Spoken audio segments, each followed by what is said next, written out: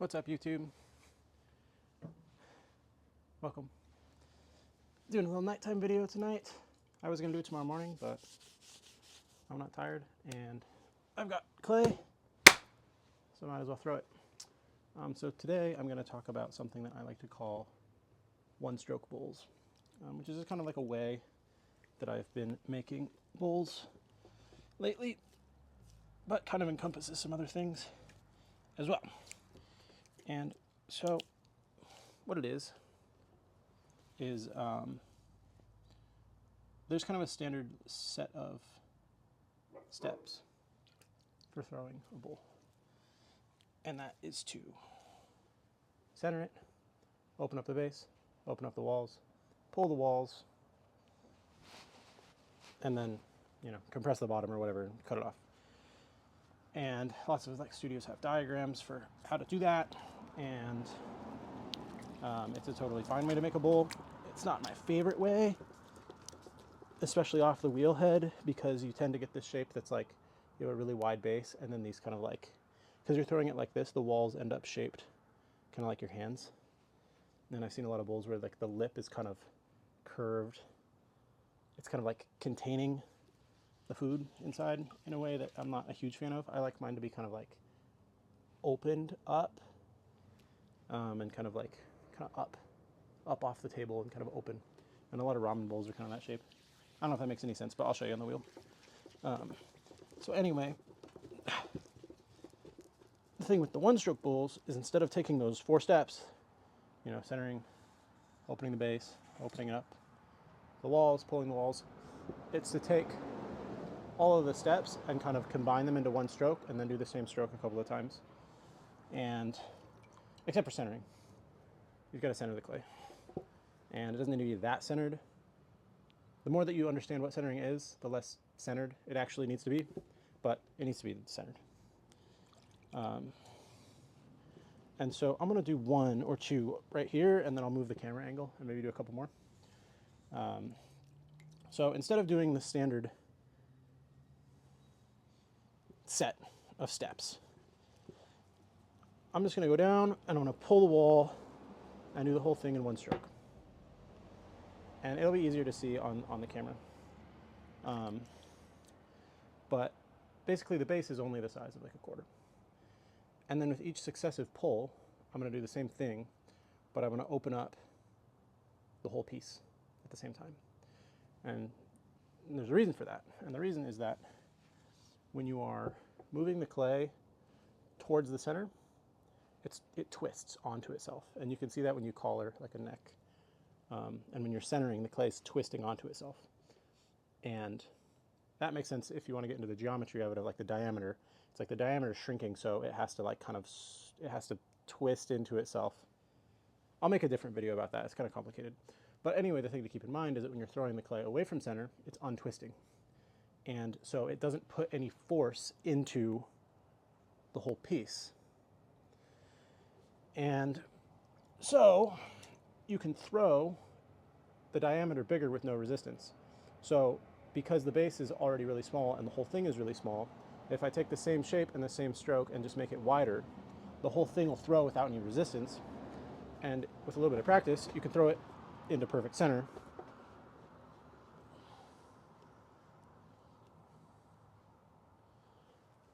Just in 1 stroke. And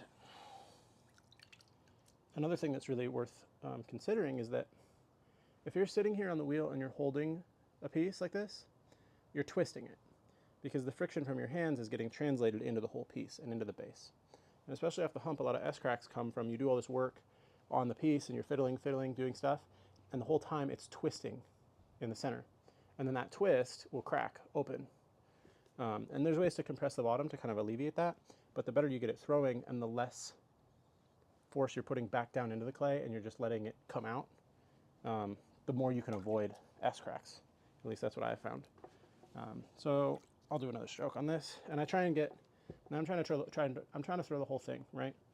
So I'm paying attention to how much clay is down here on the foot, over here, so that I'm trying to throw the bottom, so I don't have to trim very much, and I'm throwing the middle. And I don't always start my stroke in the dead center, but you can, because it's kind of reestablishing a new center every time, so any twisting is kind of taken out of it.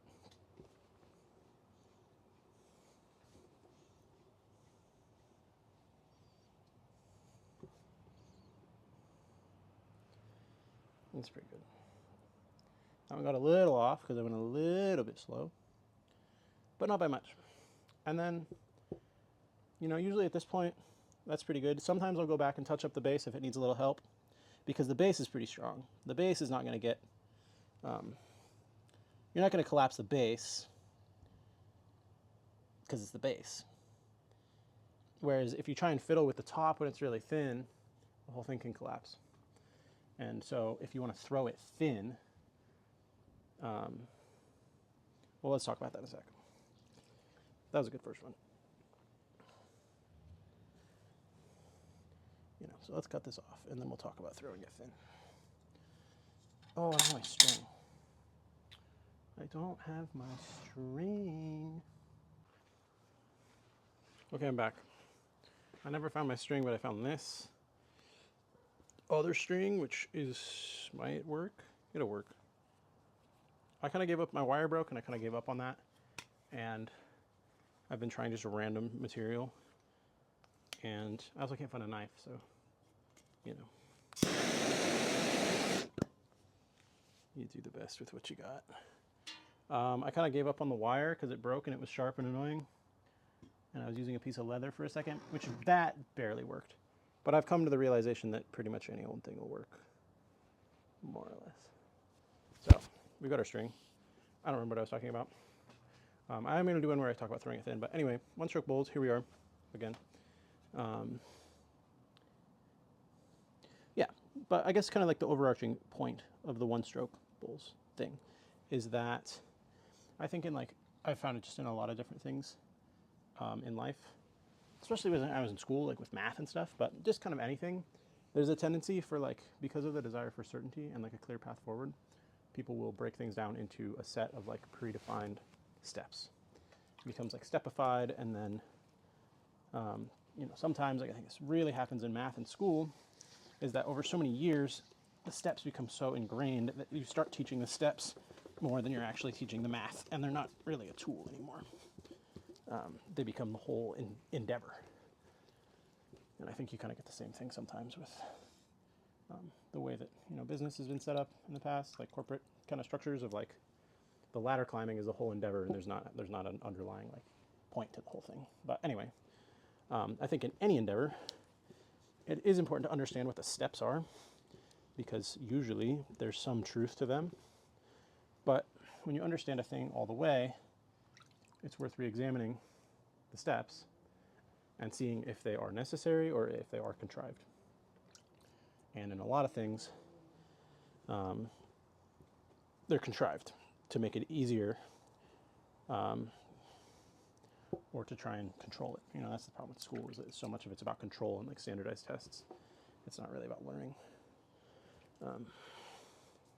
And I think a lot of pottery is the way that it is because like the traditional ways that have evolved over thousands of years are totally different than what's taught like in community studios, because a lot of community studios, their business model is based around people making something and having a finished product very early on in their pursuit of ceramics.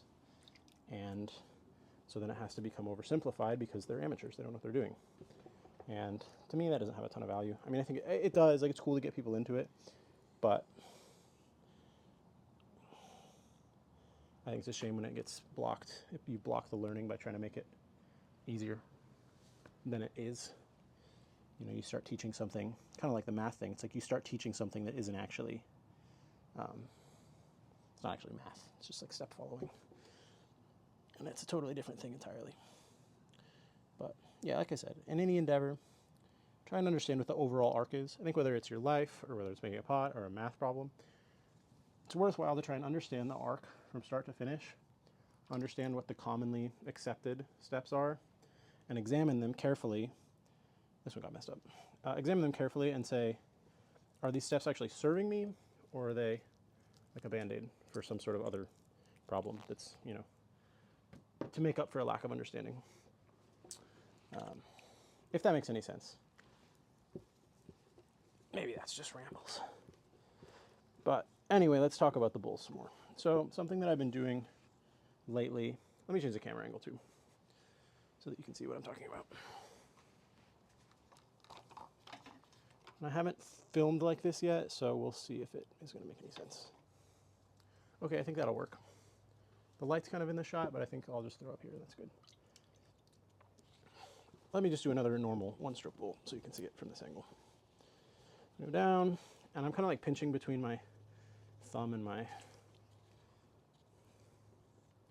It's this pinching motion here. I'm just kind of pulling it up. And on a small bowl, like I can just throw the whole thing just with one hand. But that's about the right shape. You can kind of, you can't quite see, but the bottom is only a quarter size. And I do try and make, like, there's a thick spot here. That's something to be kind of aware of, but I mean, you can just kind of throw through it with a little bit of practice. And you see that wobble that got put in it? That was the thick spot, but it leveled out. See, this is round. Almost, pretty much exactly centered. And that's kind of like throwing confidently, like when you're throwing from inside to out, it is kind of like actually throwing like a ball, because you can't really, you're no longer controlling it. You are, but it's not like it's trapped in the same way as other throwing is. So you kind of just have to let go and throw it and see what it does. And once you kind of master that, it's the most fluid, low friction way to throw. But if you're used to having everything under perfect control all the time, it can be a little bit nerve-wracking to try it. And sometimes it wobbles in the middle, and you just have to keep the stroke going, and it'll throw itself together. See, now I'm trying to fix it, and I'm fiddling with it, and it's just not quite the same. And you can kind of fiddle, but ideally, usually when I'm doing these, I'm trying to throw it right and not fiddle, because this bowl is thin enough and this clay is soft enough that the fiddling is going to mess it up. Like, it's not, it was thrown pretty thin, and I didn't quite get it right, and that's just, whoa.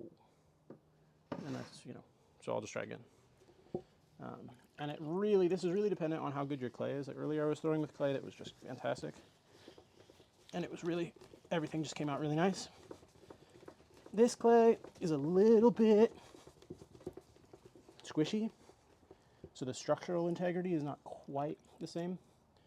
And so some of those couple kind of got a little wobbly, but that's just kind of part of it. So let's try one more.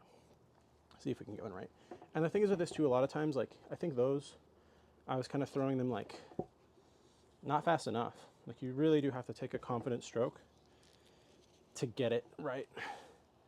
And you can kind of feel the clay, like, when you get it right, you can do two things. You can feel the clay stretching, and you can feel it compressing on itself. And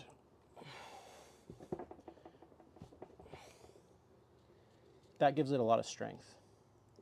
Yeah, see, that was a much better stroke, because it was confident the whole way. I just didn't get tangled up in it. And something I've noticed a lot lately is when you're throwing, the clay will kind of come, if it's not centered, the clay will kind of squeeze out, like, out around your fingers. And if you throw fast enough, what'll happen when it gets screwed up is the clay comes, it squeezes out, and then it goes all the way around, and then it hits the back of your fingers, and it throws the whole thing off. Whereas if you can take a confident stroke and just pull through it and let the clay miss your hands, it'll just throw itself into round. If that makes any sense. Kind of just gotta, like, feel it out.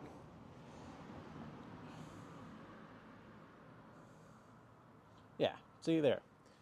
And it kind of, when you're doing it, it can kind of seem like more than the clay can tolerate.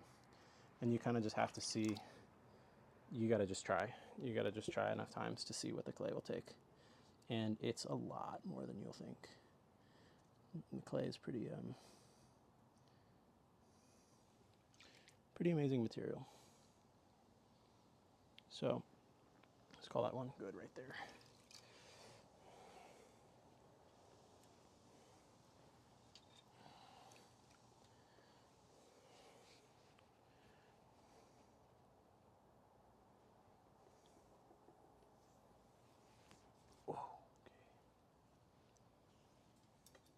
Every string is just a little bit different. So a good way to kind of test yourself, or like test the piece, is to split the rim once you've thrown it, because you can see exactly how centered it is, because it's really tricky to split the rim. So let me show you.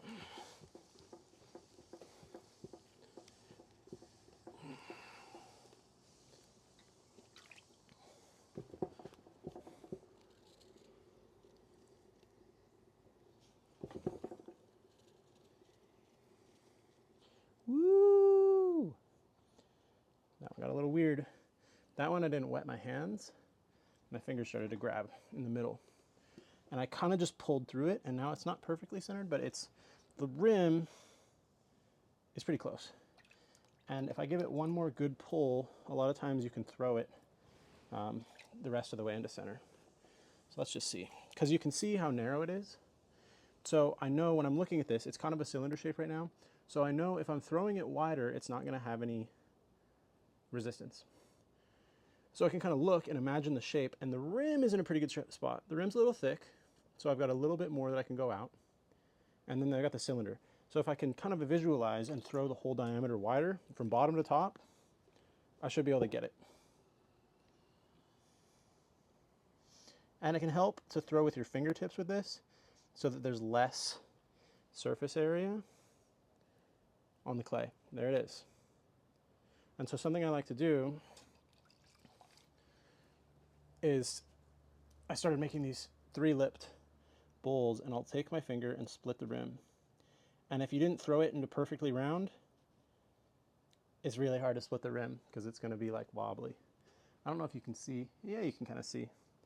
So I'll split the rim like that when it's kind of more like a triangle shape.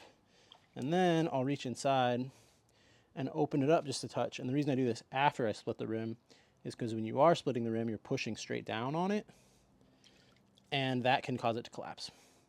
So I'll just open it up now that it's like pretty much done. Open it up just a little bit.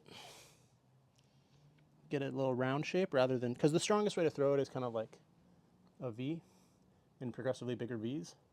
But I kind of like a nice round bottomed bowl.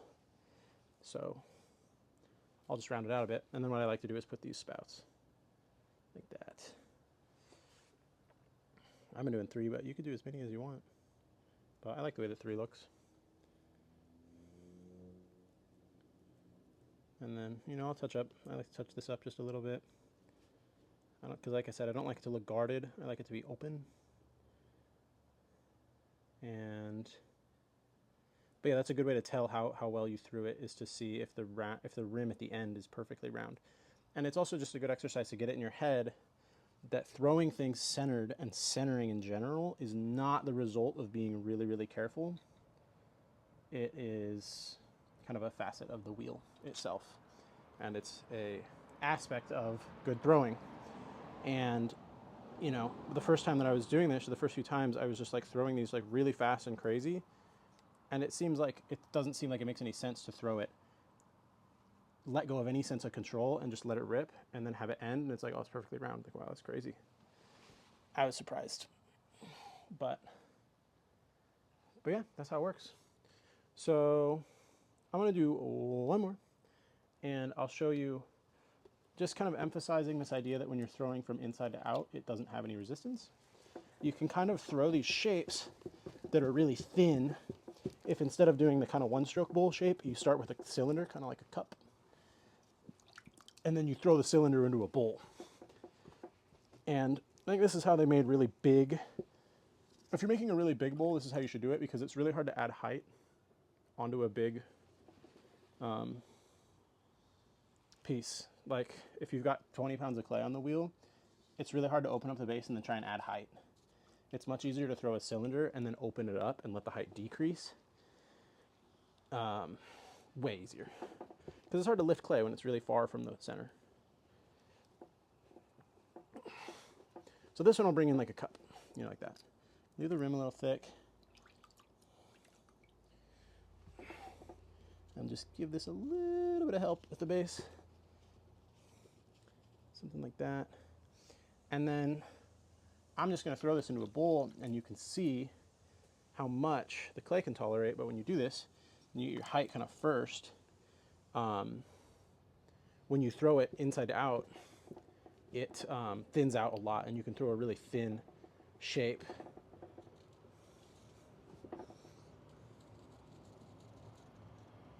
Whoop. And that can happen too if you don't do it right.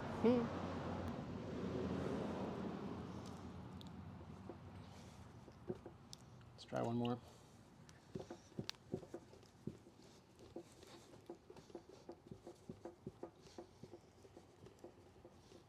This is kind of like, this whole video has kind of been like a good exercise too, and just understanding, like, we're trying to communicate that, like, if you want to get better at throwing, it's really worthwhile to try and, one, push the limits of the clay and see what it can do, but also just really, like, don't worry about messing up. Like, that's the best thing about clay, is that it just recycles. So mistakes don't matter at all, you know, unless you're on a time crunch, but it's no good to be on a time crunch in the first place. So I think because I was trying to help that last one, I thinned out the base too much. So I'm just going to throw this one and not worry about it so much.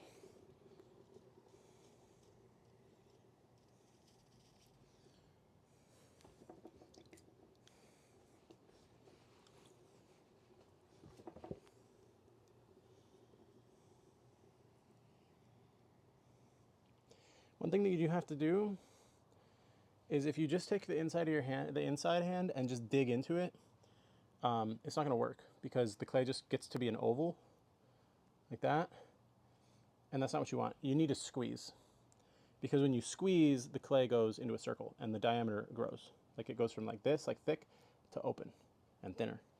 So you do have to squeeze through it. And that's another thing too, is like, if you're really like thinking like, oh, I got to be really gentle with this and really careful, and you don't give it a good squeeze, then it's going to collapse. So yeah, I don't know that that quite got what I was talking about, but it's just something that worth thinking about as you experiment with throwing, to think about the geometry and think about, you know, as the clay gets bigger in diameter, it gets thinner, and you can really mess with that, where you can put the clay in certain places and then throw it from outside in, or inside out, or outside in, and just like make something based on kind of the diameter and stuff. And so if you're making like a really big bowl, you need to leave the rim, if you're making a big bowl where you're going to make a cylinder first, you need to leave the rim thicker, because when you open it up so much, it's going to get really thin, because the diameter is going to be really big. So yeah. So I think that guy's pretty good right there. And some of these too, like I was kind of talking about throwing them perfectly centered or perfectly round. I really like them when they're not. Like, you don't need to throw it. It doesn't need to be perfectly round. Like, I like the kind of weird, wonky bowls as well. It's just for splitting the rim, they need to be round.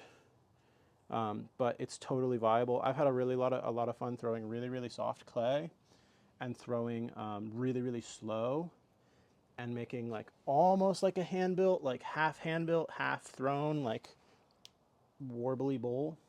I'll just do one right now, actually, since we're here. These videos keep getting like long. They're always long, but I kind of like that.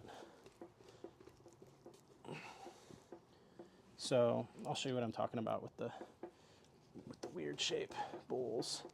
So when I do this, I usually go really slow, and I try and just like really feel the like squeezing and extruding of the clay.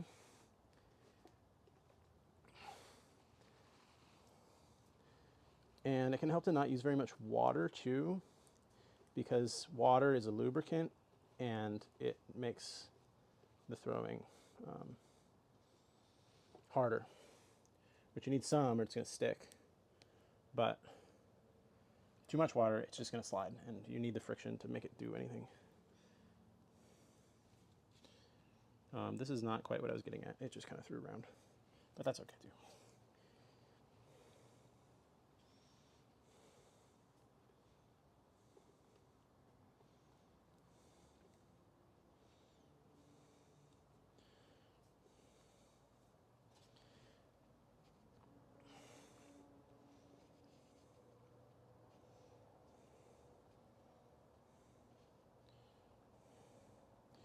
Yeah, that's pretty much pottery. You try to make it intentionally weird and it just comes out round. But this is kind of like, this kind of has the wobble that I'm talking about. Kinda. I've made them in like with fewer strokes, like with a bigger stroke, and they come out really weird and wobbly. It's pretty hard to pull off, at least for me. But it's kind of a cool style. The problem is if you don't get it right, then they're just kind of like bad bowls. But just recycle them. So anyway, I think I've rambled enough for this video, surely. But yeah, experiment with the clay, see what it can do, make some stuff, find some joy. See you in the next one.